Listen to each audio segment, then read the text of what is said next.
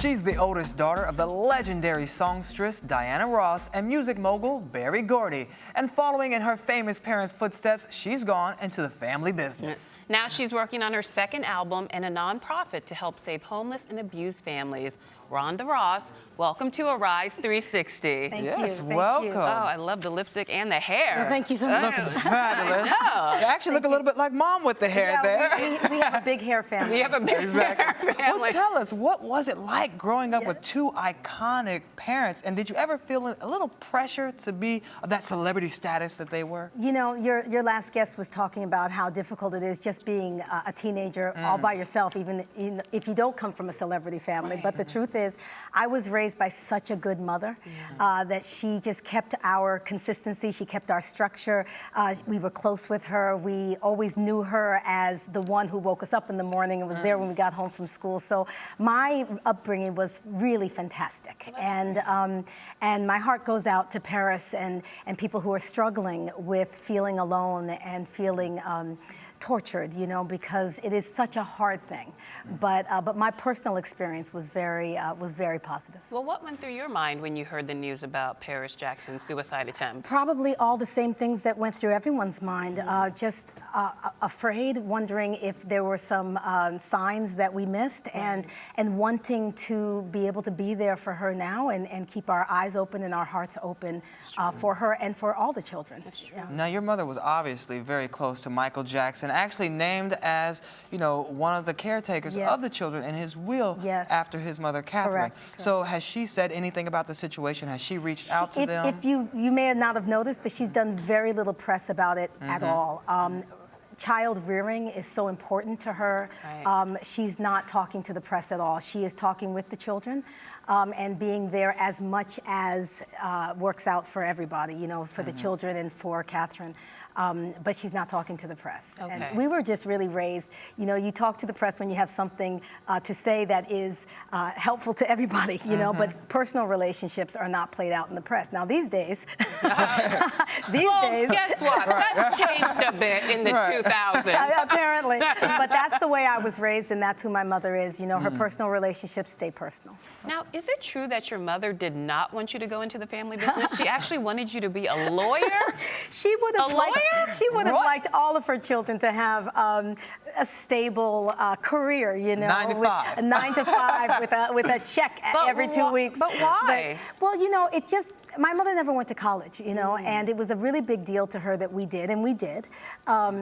And she, as much as she loves her job, she does, but she also knows how difficult and volatile and hard it can be. So she really wanted us to have that stability, but we did not listen. And none of her 5 children are in that type of world. We're all in the arts. Entrepreneurs and artists, all of us. And, you know, and we love it. We're loving it. Well, you must be loving it because you came out with your first album a few years ago, and it was a jazz album. And now you're working on your second album. But you say this one is going to be a little bit different and you're experimenting with some other genres. Explain that. I'm so excited. I come out of jazz. My husband, Rodney Kendrick, is a jazz, just a beautiful purist in the jazz music. And my music with him a few years ago was very jazz. But now we're expanding into R&B and neo-soul and gospel, and I'm just kind of spreading my wings. Spreading your wings. And feeling it all out, and I'm very, very excited for it, you know. Now, you and your husband also collaborate a lot. What's that like to be in the studio with your man? Yeah. And do you leave business in the studio, or do you bring it home? No, we bring it home. You bring it home? Let me just say, ain't no separation, you know. First of all, the studio is our living room. I mean, every music bleeds in and out of our lives. So we are very good friends. We've been together for 20 years. Next year is 20 Congratulations. years. Thank you very much. And we like each other, so we work it out, you know. We love each other. We enjoy working together musically and otherwise, and so we just work it out. That doesn't mean we don't fuss and fight, because we do. Everybody does. And we do it in the studio, and we do it in the kitchen, you know. That's what we do. Sort of like us. Yeah, exactly. but we love working together, and he has been one of my greatest teachers musically and otherwise. He's really very special. That's awesome. Now, I love that. After you two worked on your last album together, I know you took off some time to be a mommy. So how has motherhood changed your life? In so many ways, I can't say it. But mostly, I realized that it's up to me to care for this child, that I have to listen to my own instincts, I have to follow my own guidance, and I have to make all the final decisions for this child. And I realized that there are so many mothers out there who also want to do the same thing. So my last 4 years has been really about helping to support other mothers to be the best mothers that they can be. You know, yes. What lessons did your mother teach you about motherhood?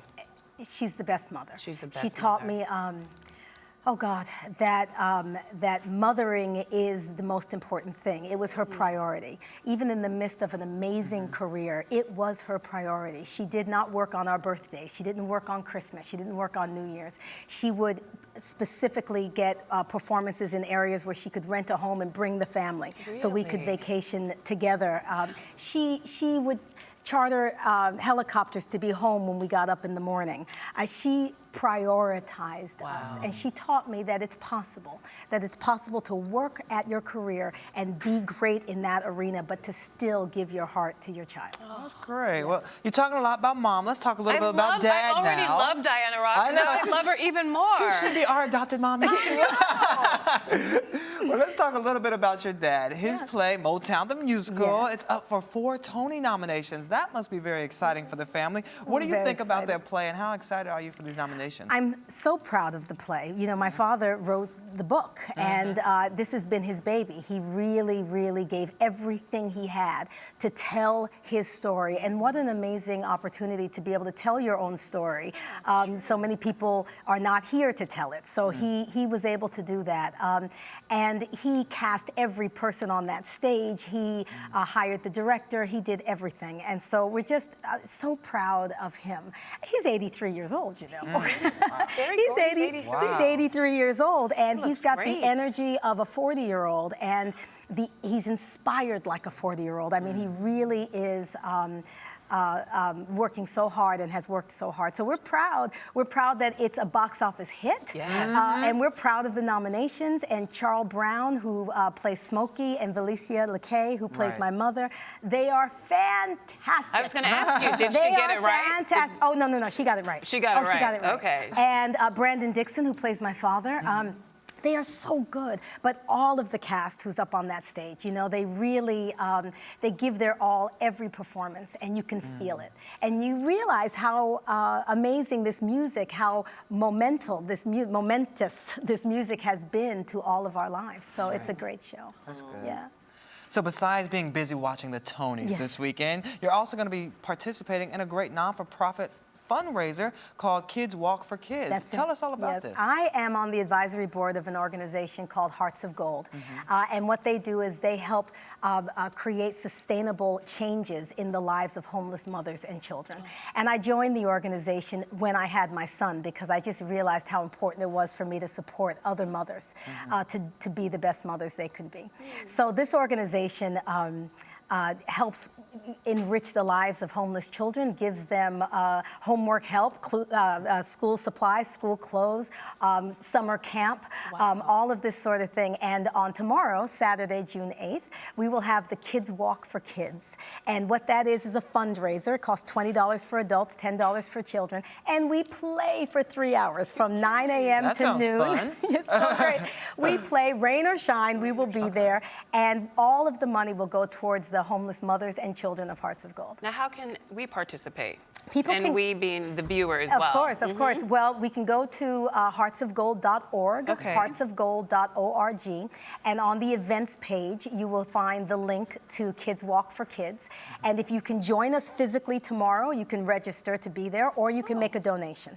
And we really do want people to be there, because it's a fun day, and it's for a good cause. All right. Well, we hope it all goes well, and we hope that the rain does hold off, although you'll be there either way. My son got caught in the rain the other day. It was the time of his life. Oh, good. He might as well have been. Your mom in the rain in Central Park in the 80s. That was an iconic moment in the music. Yes, it is. I know you, Rosses, can handle the rain. Yes, we can. Yes. All right. Well, thank you so much for your time, and good luck tomorrow. Thank you. You're watching Arise Entertainment 360.